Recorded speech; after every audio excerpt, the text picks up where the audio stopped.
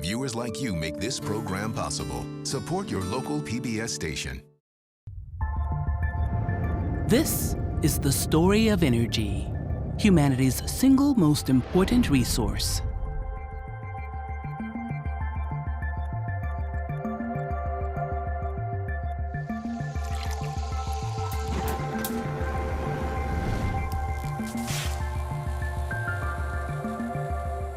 Energy is the force that built our modern world, but it's often invisible to us, hidden in plain sight.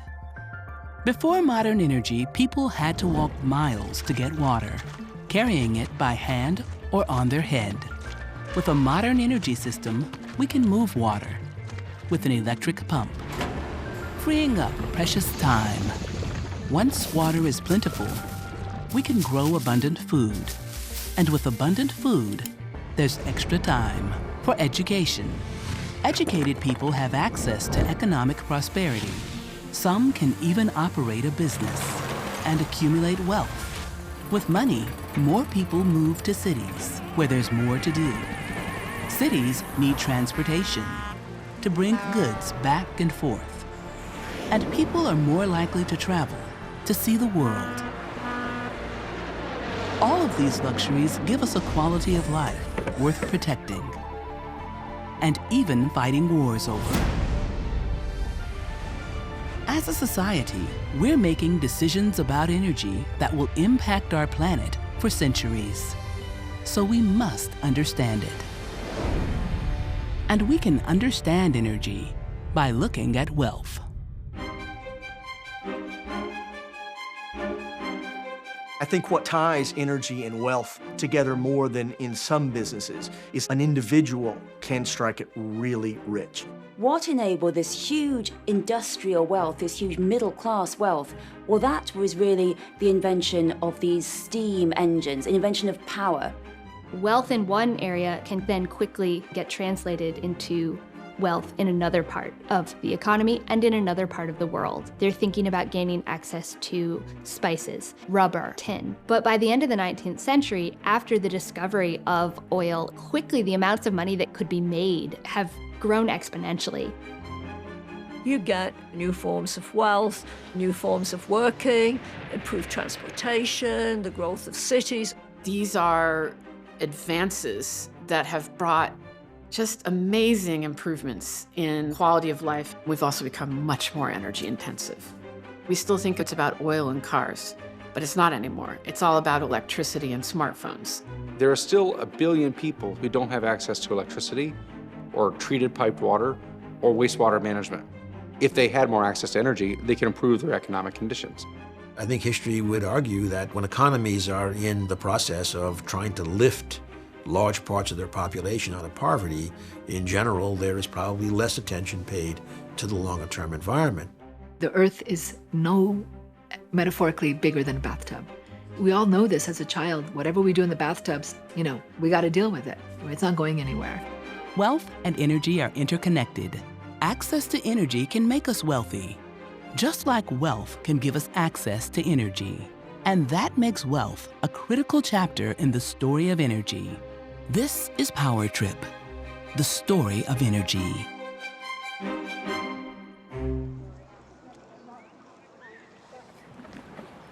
In the United Kingdom, before the Industrial Revolution, the wealth was really tied up in the monarchy and the aristocracy, people who had title and also had land. The Industrial Revolution changed the world, and the Industrial Revolution in many ways is an English story.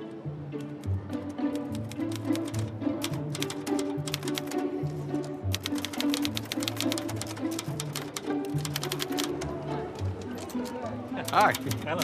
I see you write poems on any subjects. We do. Can you write a poem on energy? We're going to write you a beautiful poem on energy, yeah.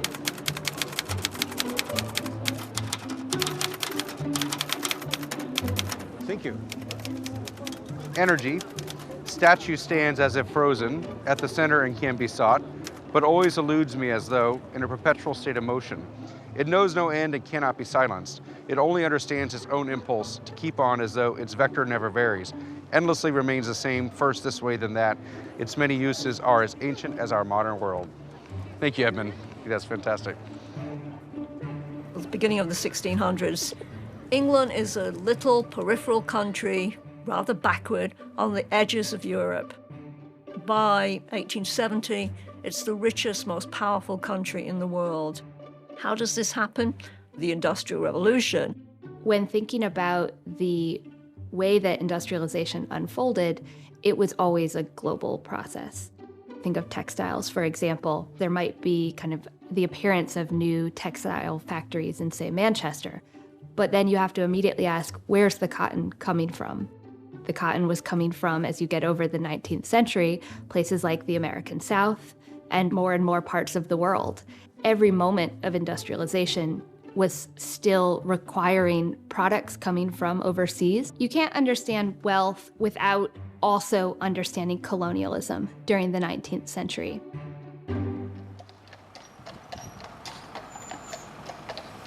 The whole of Britain was transformed by the Industrial Revolution, but London in particular, what we see now, there's no way it would be like this. London was completely transformed. One of the things that's hard for us to understand today is just how hard life was 100 or 200 years ago. Before the Industrial Revolution, it was all horsepower. There was a real public health concern. It was called the Great Horse Manure Crisis of 1894. And it was because these 50,000 horses in London, and of course each of them generates a large amount of manure. So if you and I were walking through London at this period, we'd have been wading through horse manure. The chores were difficult. Chopping firewood to get the heat you needed for cooking or warming your house. Getting milk, getting food. They had to go to a lot of effort just to keep their life going in the way they needed. And that was really burdensome. The rich people before the Industrial Revolution were the monarchy and the aristocracy at court. So St. James's Palace here, those kind of people, they had money, they had wealth, they had court patronage, they were the aristocracy. To be rich in pre-18th century England, you need three things. You need to be best friends with the king, you need to have a title like Lord or Sir, and you also need to have a large amount of land, huge amounts of land. If you don't have that, you're never going to get it. The economy is dependent for both mechanical power and heat energy on agriculture, on the land. Everybody is competing for the use of the land, for food for animals, for food for people, for wood, for heating, and for all manufacturing activities. The ability of the land to deliver puts a ceiling on overall growth. So essentially, what's important about Britain pre the 18th century is that there's no movement. There's no way that any working person could ever get into that echelon. The people with money keep it. Coal is an escape route from the organic economy. So welcome to the Science Museum. Thank We're you. in the East Hall, which contains a big lump of our stationary steam engine collections. Steam engines? Yep. What you have to realise is that the trees had gone by about 1700. There weren't any trees to cut down, or not as many, nowhere near. You could not sustain an industrial revolution just using wood or whale oil or whatever. So you're having a revolution which is based on moving away from organic power sources towards burning mineral fuel. Britain is really a lump of coal in the North Sea. And so what we find is once we get the exploitation of coal, dramatic things happen. Coal was important because of the intensity of the energy which you could extract from it. The issue is if you have a coal mine and you're going down underground, you have issues with floodwater. And so what they're actually using the very earliest engines for is to pump water out of mines. So very early you have the atmospheric steam engine, Thomas Newcomen's engine, which is quite simple, it burns a huge amount of coal, so it's very expensive to operate. Over here, this is old Bess, the oldest surviving Bolton and Watt engine anywhere, or the fragments of it. It was built to power the works, and so at the Soho manufactory they have an awful lot of machinery for making tiny things from metal. Who designed or built this one? So it was designed and built by James Watt. This Scotsman called James Watt transforms everything. He creates the first efficient steam machine. So he creates his perfect engine, which uses something like 2/3 less coal. Watt gets into partnership with a guy called Bolton. Bolton is a manufacturer of various steel goods in the Birmingham area. They're both very interested in science and they go into partnership. They start selling these engines to manufacturers for the most part. and they get taken up relatively rapidly. He builds over 400 of these machines, and they're scattered around the country, cotton mills, breweries, all these sorts of different sort of factories and places. And that is the beginning of really an energy revolution. What the steam engine does is it actually allows you to build factories pretty much wherever you'd like to, because you don't need a river anymore. Really what he does, he shows people what is possible. That way of thinking and doing is as important as the engines themselves. Coal is also what we economic historians call punctiform, meaning that it's available in concentrated areas. London's a very expensive place, so the industry's moved up to where the coal fields are. Of course, you have the problem that if you need to extract the ore from 1 ton of iron ore, but it takes 10 tons of coal, well, of course, you bring the iron ore to the coal. So the industry moves out of London for the most part and emerges in places like Birmingham, Coalbrookdale, Sheffield, which are nearer the coal seams themselves. Once you've got an energy source that's available in particular locations, you can start to think about improving the transport links. The development of the coal industry leads to people putting down iron rails to move the coal. And of course, that's the very beginning of the railway network. So the factories make the stuff and the trains can whiz it all over the country and also send it out for export. And you can use steam to power boats. So you can use steam for anything. Steam really is this wonder stuff. Tropical groceries arrive with all their addictive delights, tobacco, coffee, tea, sugar, associated with the expansion of empire. But there's still a growth of the productive powers of the economy. There's a shift from an era of looking for simply mineral wealth, gold and silver, to thinking about cultivation of cash crops, ranging from sugar to coffee, then to cotton. Then once you get into the 19th century, as industrial needs change, so do some of the products that are suddenly in demand.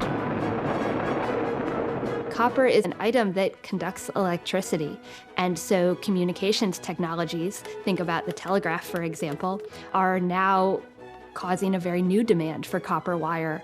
Suddenly, there were factories, there were roads, there were trains becoming, there were canals, everything changed. And it also transformed the social fabric of Britain. Pre the 18th century, it was all about these big landed gentry farms. After, it's the middle classes, it's the inventors, it's the factory owners. These are the men and their families that have the power. What you tend to find is that steam power helps to rebalance actually the whole of society in a way. London was completely transformed by the modern forms of energy. The use of coal, the use of steam, the use of oil, everything was different because you see the development of these big brick buildings and shops and museums and houses and offices, but also the day-to-day life. The day-to-day life of Londoners was completely different due to energy. It means lots and lots of different goods and services are produced at much lower prices. In the early 18th century, well, you have a dress, why do you need another one? You have a sort of serving dish, why do you need another one? You have one pair of gloves, that's enough. And what you see in the late 18th century is this huge burst of stuff. The fashion, the stuff, the clutter, and that is because these factories are generating so much, and it's seen as virtuous. If you're a proper Victorian, you buy this stuff. It was virtuous to have clutter and have material goods? It's virtuous. Minimalism is to Victorians lack of patriotism. For the first time, actually what you have, you're outside a subsistence situation, so you have disposable income. This is what it's all about. We haven't had anywhere in the world before which has had this sustained growth. Okay, Britain is the first place that this happened. So that cannot be understated how important that is. But at the same time, you have new job opportunities. What you see with these factory owners is they want to spend their wealth and they want to show their wealth, and they do it through big houses, but also through patronage. They want to patronise music, they want to patronise the arts, literature, they want to develop their own culture, really. And increasingly, these men of property are saying, we're rich, we contribute, we also want the vote. And then queens like Victoria, they are very conscious that it's the middle-class power base they have to please. In addition to production and manufacturing, You now also have all of these service industries around it. So something like insurance or shipping, all stemming out of Britain's relationship with the wider world. So you get the rise of a different, a much more entrepreneurial class of people who are creating wealth, which is a massive change.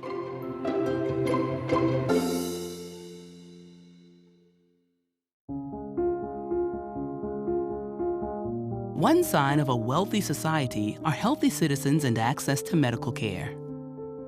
What is the point of having a wealthy society with all its freedoms if you can't live a long and healthy life? In that sense, health is the ultimate expression of true wealth. Modern forms of energy allowed for improvements in health and medicine that have affected everyone. We use petrochemicals to make modern medicines, and we use energy to sterilize equipment for proper hygiene. One of the clearest ways to understand how energy has improved our lives is to look at what surgery was like before electricity.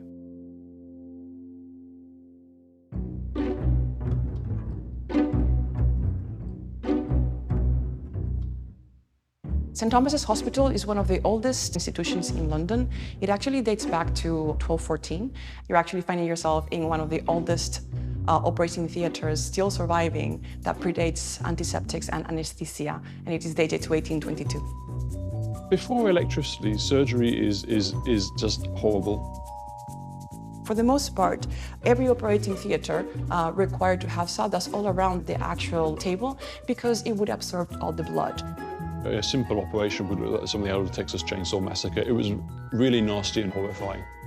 We did not have electric lighting in the 1800s, and that meant you had to use natural lighting. Being right up close to the wound and literally having candles, and you're dripping hot wax on people's bodies.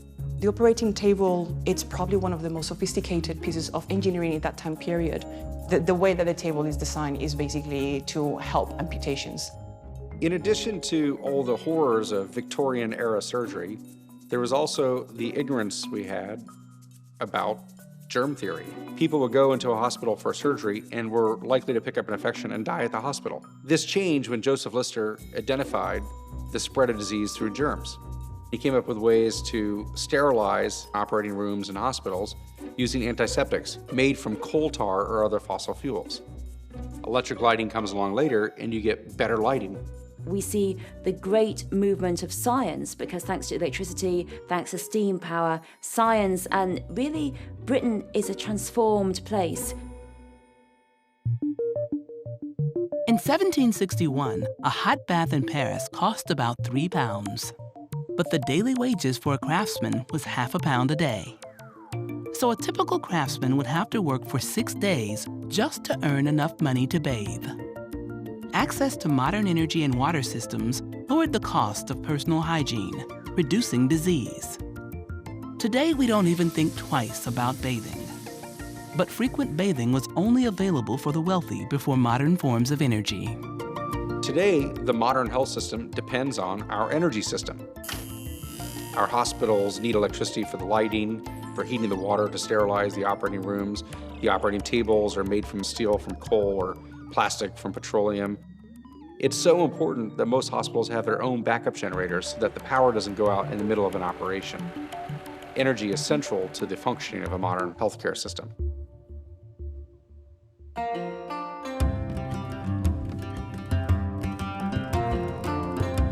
The wealth generated from energy changed society in other unforeseen ways.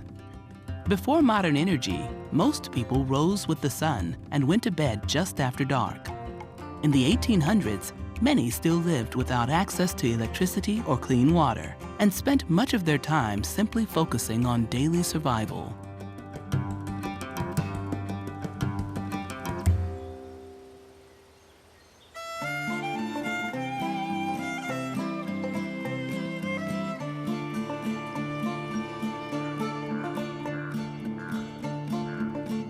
This is where the National Electric Grid of Ireland began. What we can see here now is essentially how it would have looked back in the late 20s. So what we see in front of us here now is the Headrace Canal. To your right is the intake building, and further over is the main station then. And here we're just looking up towards the end of the canal. It would have been all farmland at the time. Life in Ireland back in the 1900s was very different to what it is today. Ireland still would have been very much an agricultural country, very dependent on the land for its resources. The reality for most people was that they had absolutely no access to electricity. The decision to build Ardna Crusha, it was mainly down to a young gentleman called Thomas McLaughlin. He felt that we should really use the natural resources in Ireland, so he looked towards the River Shannon, the longest river in Ireland, to start generating electricity. Water is one of the first forms of energy that we harnessed for industrial purposes. For example, water for mechanical power was an idea that's been around for hundreds of years. Later on, in the late 1800s, the idea of using water for electrical power also came to life. You can use flowing water to spin a turbine, which spins magnets, which generates electricity. So the idea of harnessing water for electrical power started popping up in many places around the same time. It was the largest engineering project of its time in Europe. The scale of expenditure was phenomenal. I mean, when the plans were put together, it represented about a quarter of GDP, a quarter of economic activity in a given year. Looking at that through today's lens, it wouldn't happen today. Ardna Crusha came on stream and was officially opened in July 1929, really instilling a sense of national pride and basically for them to buy into the scheme. Because life was really difficult, because everything had to be done by hand, it was really seen as the end of drudgery. There was definitely an educational side as well. School children, they would have had to read by candlelight. So it was all very much about, have you thought about your children's eyesight? So that was very much part of the whole campaign, just to increase the literacy levels as well for women and for children. People could do things more efficiently, more effectively, more safely, more securely. And those benefits, those societal benefits, were very tangible and very clear. The development of the health system, the education system, you know, it's hard to imagine them being done without electricity. It changed Irish society forever. It's very much an inspiration that we could do that back nearly 100 years ago. And it very much sets the piece for where we want to go to by embracing a low-carbon future.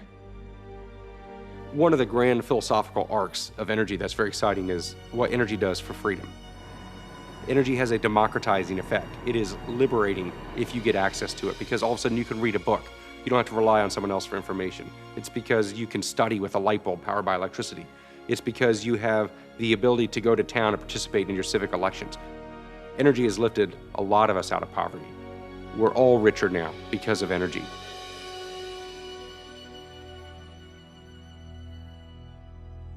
The River Shannon hydroelectric scheme benefited everyone in Ireland, but many Irish consider women to be the primary beneficiary of electrification. So what does this mean for women around the world today? There are many millions of women in the 21st century who still toil by hand for hours to tend farms, fetch water, or firewood, and in the process miss out on the opportunity to get an education, seek jobs, or launch their own businesses. They're doing the work with their hands that modern energy now does for hundreds of millions of people in developed countries. Just as modern forms of energy improved women's freedom in Europe and the USA decades ago, with access to modern energy, the same would be true for those women around the world. That makes wealth from energy not just a concern for the environment or national security, but for women's rights too.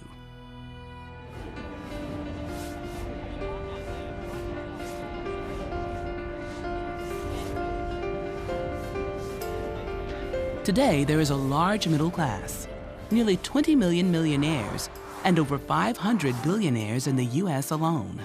This widespread wealth contrasts with aristocracies, where wealth was concentrated into the hands of a very few. This gradual movement coincides with the introduction of modern forms of energy. It began in the late 1800s and early 1900s with some very recognizable names: Carnegie, Vanderbilt, Rockefeller, Stanford, and Ford.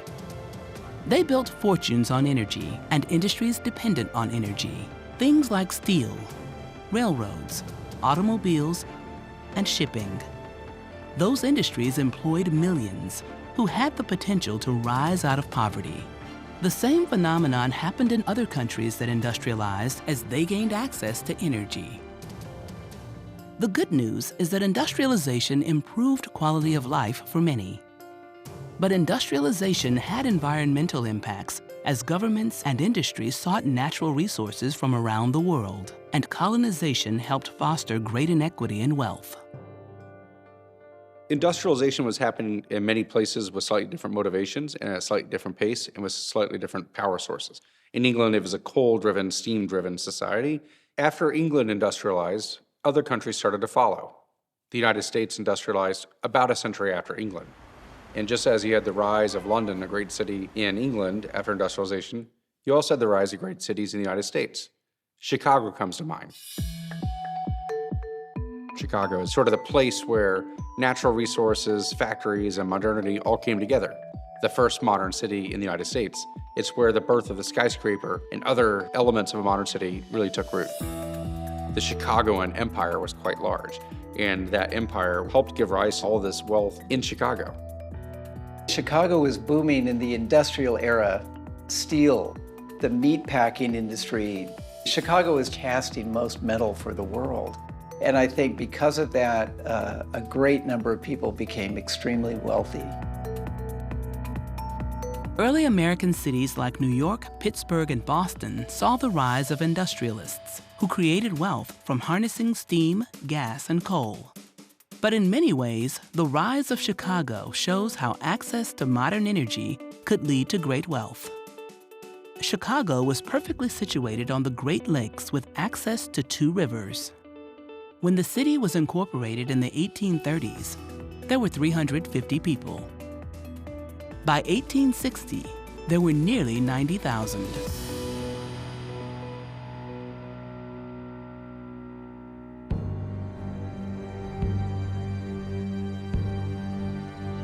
Poor neighborhoods in the city were overcrowded, and fires were frequent. Then in 1871, a massive fire killed 300 people and burned down nearly 1,700 buildings, leaving 100,000 people homeless. But the city rebuilt, and industrial growth was unprecedented. Chicago became practically an empire.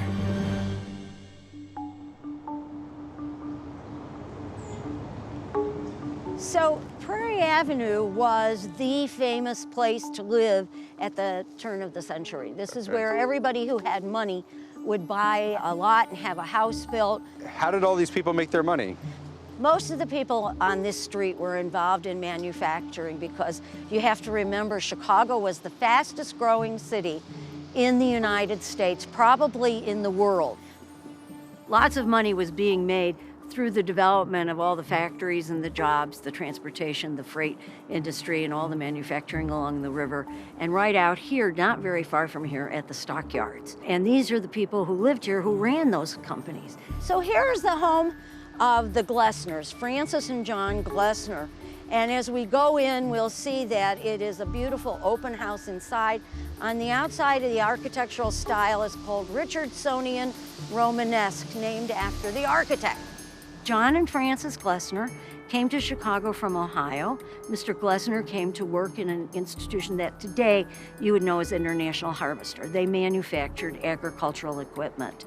And that's why he came here, and he settled on Prairie Avenue because this is where anybody who had money would settle, until they didn't. Between the smell, the railroads, this area just emptied.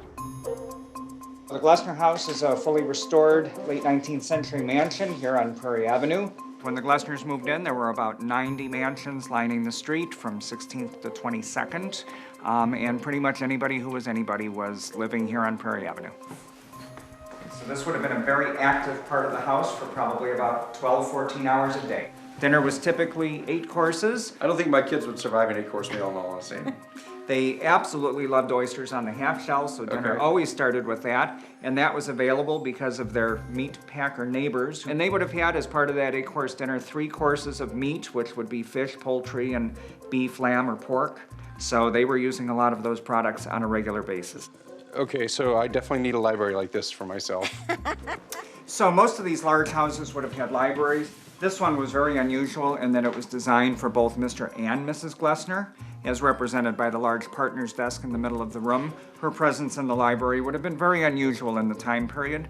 And you can see that they were very well read and educated. We have over 3,000 of their original books. They were serious book collectors. The Glessners purchased books to read and to study. Many of them are filled with their notes. Many of them are inscribed by the authors who wrote them. Really? So I have a lot of books just for show, so I could try reading them if I want to be like the Glessners. You might like it. Was the electricity original to the house? There was no central electric service available this far out of downtown, so they did use gas lights for 5 years until electricity came to the neighborhood. Was gas lighting only for wealthy people, or was that pretty common at the time? Gas lighting was more readily available by the 1880s. Certainly not everyone would have had it. We would have had a lot of people still using kerosene and oil lamps and that Maybe sort of candles thing. as well. Candles, like but in larger cities, gas lines were laid in many of the neighborhoods, so it was a bit more available if you lived in the city. There's a growth of the productive powers of the economy. Along with that, of course, there is growing inequality. Although the standard of living might have been increasing with the Industrial Revolution, some people get left behind, and other people, no pun intended, steam ahead. It's important to remember that at heart, these systems require incredible amounts of labor. Even if you have a local elite, there still is a workforce. There still is a part of the population that is having this incredibly brutal system of labor imposed on them. And that really, it's a breeding ground for discontent. Remember, it's not that long after the Haymarket riot. The Haymarket riot was a protest. They wanted a working day that was 8 hours, and they wanted better working conditions. Unfortunately, somebody threw a bomb. The police reacted, and there were 8 people taken into custody, of which a number of them were hung. And so it really started this May Day movement that is now spread throughout the world, which is a workers' movement.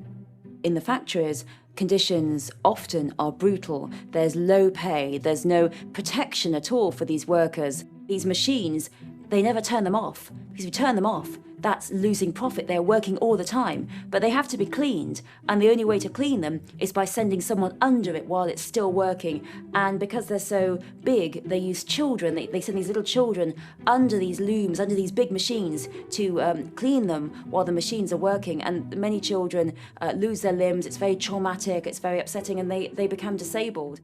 You really have to bring in laws against children working in factories and working in this way. It's not that no one's noticing who's profiting off of this kind of global economic system. And in the minds of the people on the ground whose labor is feeding into it, they're certainly aware of what is happening and looking for spaces and opportunities where they can protest. 1886, you had the anarchist movement starting. So you saw this whole kind of challenge of the wealth versus the working class. At that point, anarchists would knock on doors of rich people's houses. And so that was not a pleasant experience to be having dinner and have an anarchist knock on your door. They wanted higher wages, they wanted equality, and so you saw things happening even in terms of the architecture. So that Prairie Avenue originally was architecture that faced the street, and by Glessner developing his house in 1887, he actually built it more like a fortress, so it faced a courtyard. People gave a very significant advantage to the economy at great cost to themselves. Wealth creation, coal-fired comfort, has this really dark side as well. So you can have democratized access to energy. You can also have concentrated ownership of energy, and that means the wealth is concentrated in the hands of the people who control the energy resources. Electricity led to more productivity across the economy. Energy is not just to light or cool our buildings. It is also used to transform raw materials into valuable products. common crude oil is transformed into paints, chemicals, plastics, life-saving pharmaceuticals, and other commodities worth much more. The legendary perfume, Chanel No. 5, worth more than tens of thousands of dollars per gallon, is made from oil worth a few dollars per gallon or less. By one count, more than 95% of the ingredients in fragrances are from petroleum. Energy can convert a common substance that is worth about the same per pound as lead into something worth more than gold. In the story of Rumpelstiltskin, a magical alchemist is called upon to transform common materials into gold. That process is now a daily activity by the world's petrochemical industry.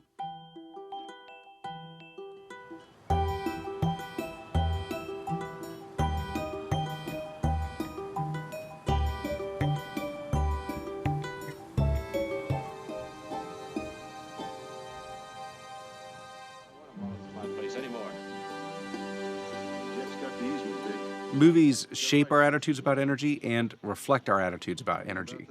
One of my favorites is Giant, which is about the transformation of Texas from an agricultural state to an oil and gas state.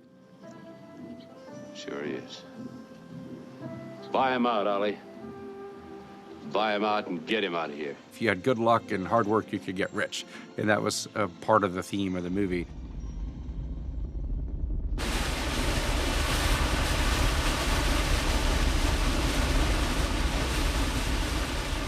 Before oil, there was no industry in Texas. Spindletop, the great discovery in 1901, of course, changed all that. Everybody thought I had a duster? Y'all thought old Spindletop, old Burnett was all it was, didn't you? Well, I'm here to tell you it ain't, boy. It's here. And there ain't a dang thing you gonna do about it. Spindletop, in its first 5 months, generated more oil than had ever been found in the history of the United States. In 5 months, Spindletop created not only an entire industry, but an entire mythos that attracted hundreds of thousands of Americans who thought they could find a Spindletop. And in Texas, a few dozen did. In most parts of the world, the government, not the landowner, owns the minerals below ground. These minerals include fossil fuels. But in eastern Canada and in the United States, the mineral rights are also a private property that can be owned. That means when minerals, oil or gas are extracted from the ground, a royalty is paid to the owner. When oil booms happen in the United States, it not only makes the oil and gas companies rich, but many more, including the property owners and those taking the risk of exploring and producing. Texas is the living embodiment of this phenomenon of oil wealth.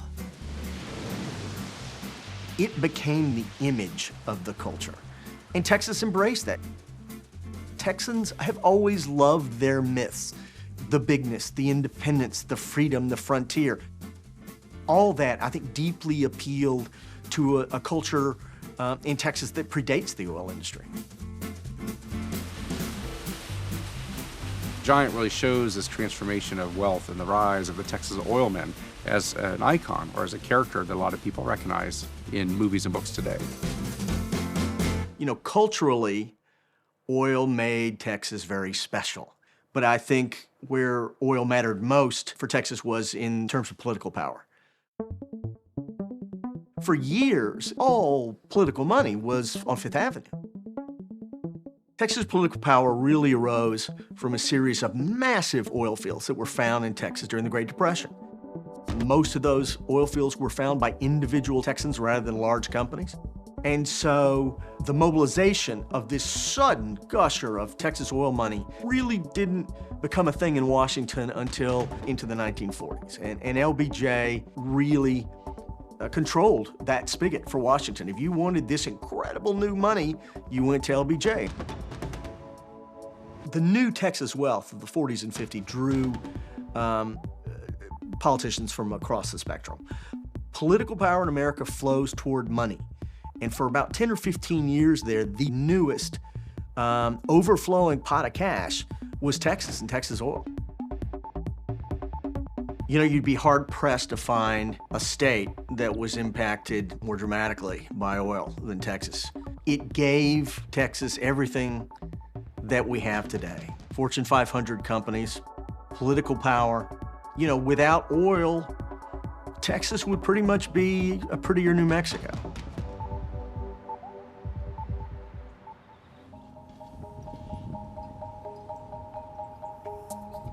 When you look at how the wealthy used that political power to bring highways and various benefits, NASA, to Texas, certainly the state of Texas accrued enormous political benefits and subsidiary wealth from that. Texas has a white-collar middle class that it probably would not have had if not for the business and the political power it brought. I actually think there is evidence it probably did trickle down to create a state that is not only very different from the state that it would have been without oil, but different from any other southern or southwestern state. One of the things about oil and gas is more people got rich off oil and gas than got rich off of coal. Oil and gas touches more people and benefits more people from its production. So you can have concentration of the control of energy, and that invites the possibility for concentration of control of wealth. You could also have democratized access to energy, and that means democratized access and freedoms as well.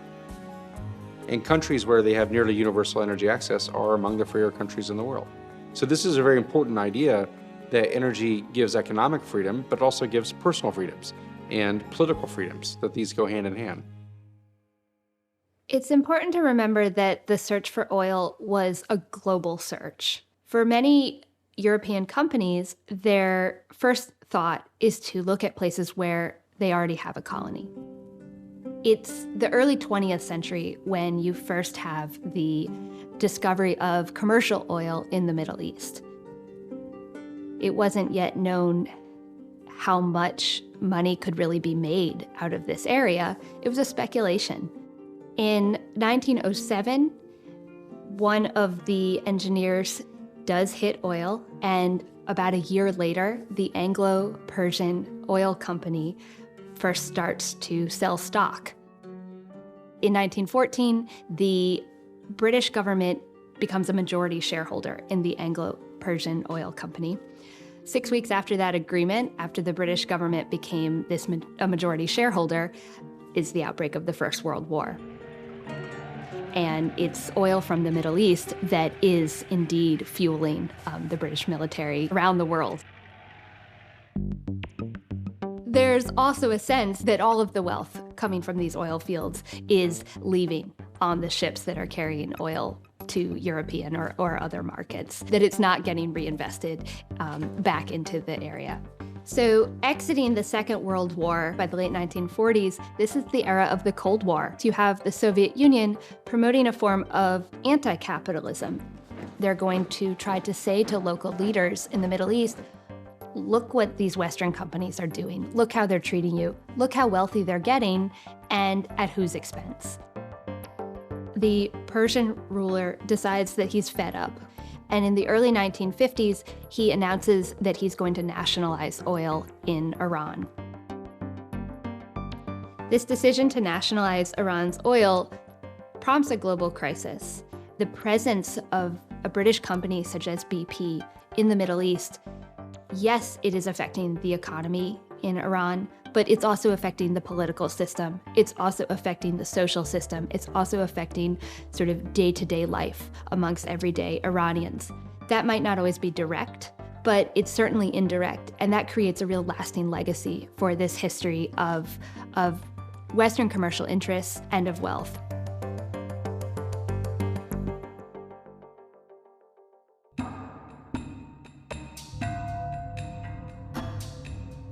The universal image for poverty is almost always a woman carrying water by hand or on her head or on her shoulders.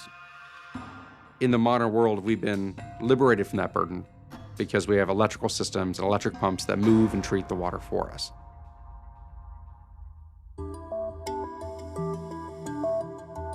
When a woman has to spend 4 or 5 hours a day searching for water, there is no doubt that women are the ones that are suffering most from the lack of energy. 620 million people in Africa are living without. And without access to energy, they don't have access to the basic. the good education, good health, and most importantly, access to clean water.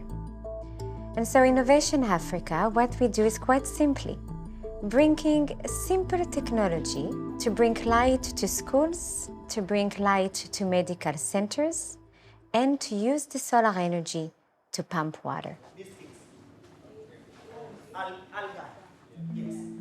Innovation Africa operates in 10 countries. All of them are being trained by the Israeli government on water technologies, solar technologies, agricultural technologies, so that they can be aware of what Israel has been using, and together we could bring it back to their countries. Water and energy are intricately connected, and it's hard to live a comfortable life without both of them. So I think it's very important that in every community, society, we ensure that people can get the basics. You know, these are like basic needs for everybody. In the communities where we are working, there is no electricity. So we are using solar to pump the water from the ground to the tanks. When we get into these villages, we enter into a partnership with the villagers. The partnership is to ensure that they can be able to sustain whatever we bring to them. Because what we bring, we give them for free, but they need to be part of the construction process. We also set up committees that follow up what the projects that have been put in place to make sure it works well and to make sure it's sustainable. We must remember that poverty in Africa has the face of a woman. We bring light, we bring water, but more than that, we are also empowering women to be able to start their own businesses. Access to energy will help and change so many a girl's life. People get employed, increase the income, and make our economy grow. So it's very important. So we have seen that by having access to energy, to pump water, women are benefiting so much by having the time to create businesses and to be financially independent.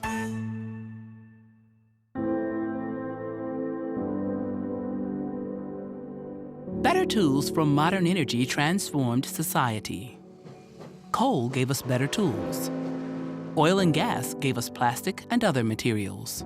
But the rise of electricity gave rise to even more sophisticated tools for manufacturing and information storage and processing that seem to accelerate the pace of change. The high-tech industry cannot exist without electricity. It's a modern sector and therefore needs a modern form of energy. Those parts of the world that lack access to modern forms of energy also do not have these modern information technology sectors. At the core of the information age is the transistor. The smartphone, modern cars, and video game consoles all require microprocessors to operate, only made possible because of modern energy. These tools are now ubiquitous, such that it is hard to imagine life without the electricity-enabled information accessible at our fingertips.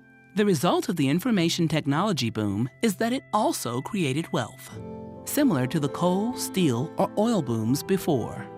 The modern version includes tech billionaires Bill Gates, Hewlett & Packard, Steve Jobs, and others, who made their money from computers powered by microprocessors running on electricity. The electrically driven transistor underlies this modern wave of wealth creation, just as oil-driven combustion engines or coal-driven factories created prior booms. U.S. Steel was the world's first billion-dollar company, but Apple is the world's first trillion-dollar company.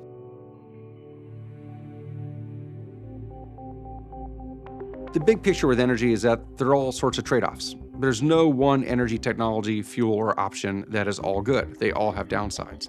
And so we have to manage our choices with a suite of options so we get mostly good stuff and less of the bad stuff. We also have to think about the global inequity around energy. So we have to simultaneously solve the problem of energy access for the billion-plus people who don't have access, while reducing the impact of the billions of people who do have access. This dual conundrum is the grand challenge for humanity. The view of coal today is very different than in the 1700s or 1800s in England. It was a better, cheaper, higher performing, cleaner fuel than wood. It gave more warmth for cooking and heating. It improved their lives. The problem is, of course, that alongside those improving living standards, which have been enjoyed for several generations, at the same time, too, you've got inequality, and of course, the deeply problematic legacy is climate change. Certainly for a long time, energy use and GDP were proportional.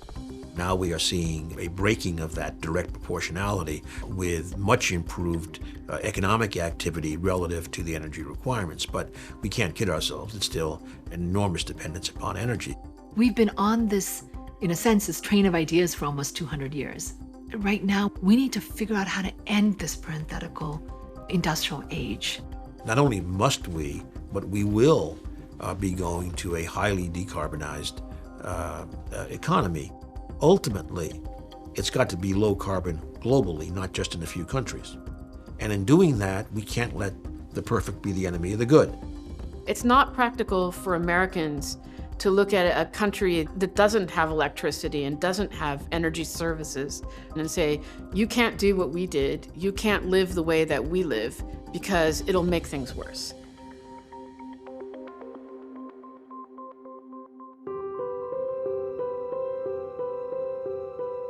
We need to shrink the size of the problem, first of all. And the thing is, that's a win-win set of solutions, because the more efficient you are at how you use energy, the more, your economy benefits from that. What is as important as energy is the ability to innovate and to create new technology which uses that energy as efficiently as possible. Now we're at the stage where you're getting a lot of a move towards renewables, towards wind power, solar, and those sorts of things.